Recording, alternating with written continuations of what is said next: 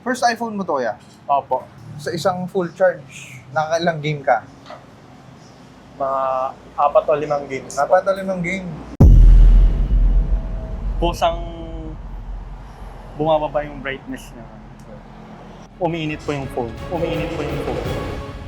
So kayo po pala yung mapapagawa. Opo. Kayo yung magkapatid kayo? Hindi po. Mag-friend po. Bakada po. Kayo yung magka-holding hands dun sa kabilang kanto kanina. Hindi pala kayo yun. Sige, pati nga.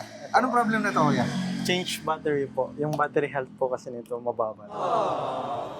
Ay, service na siya. 72%. Ano yung mga problemang na-encounter mo ngayon? Yung parang yung display niya po, parang kusang bumababa yung brightness niya. Yun lang. Wala kasing connection sa battery yung pagbaba ng brightness eh. Nangyayari yun kasi bumababa kapag natatapat sa liwanag. Kusa siya bumababa. Lalo kapag umiinit po yung phone. Ayun lang po, battery nga yun. Kailangan pong mag-charge na ganun.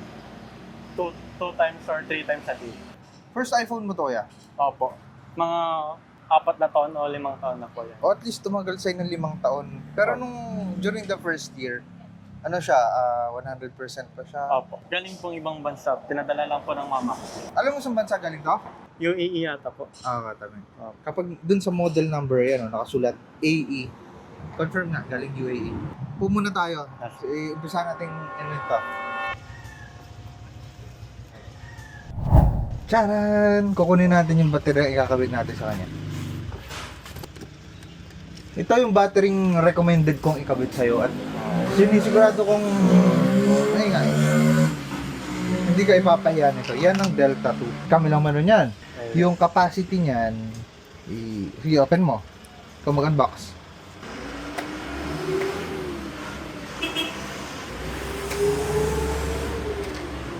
Ang capacity niyan is 4,580. Kasi ang default ni 11 Pro is meron siyang 3,969. For 8 So, oo ka nung oo. Sige nga, 4,580 minus 3,969. Around 500. Okay. Mas mataas yung capacity niya compared sa dati mo. Kaya, sure ball, matagal yan. Mas recommended. Oo.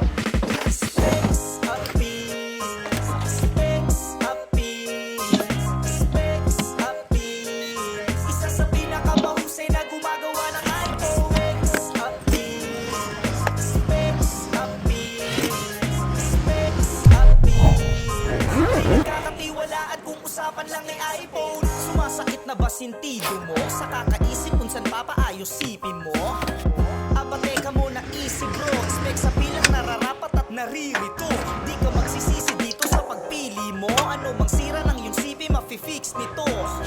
Hindi ka dapat mangamba at malito. Lahat ng pyesa ay bagong mabibili mo. Mapa LCD, battery o miskin na reformat. Madalas na naggahang o mabilis malobat. Speaker, camera o hirap sa kontak. Nakalimutan password hanggang sa na-phone lock. Lahat ng yan ay kayang-kaya na gawin. Dahil ang mga technician dito ay magaling. Kaya kung sa cellphone mo'y meron ka dinadaing, alam mo na ngayon kung saan mo dapat nadalin. Sa Specs Appeal, Specs Appeal, Specs Appeal. Isa sa pinakamahusay na gumagawa ng iPhone. Specs Appeal, Specs Appeal, Specs Appeal.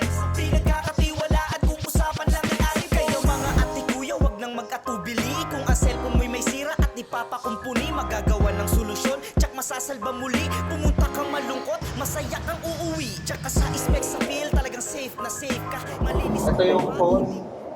Keep mo lang yan ha. Opo. Tapos, For check reference. mo, i-power on mo. Kung okay na. Yun. Sa isang full charge, nakakailang game ka? Mga 4 o 5 games. Dapat o 5 game. Tingnan natin ngayon, pag na-try mo yan. Ako kung lalabas, not unless latest version. Opo, latest version.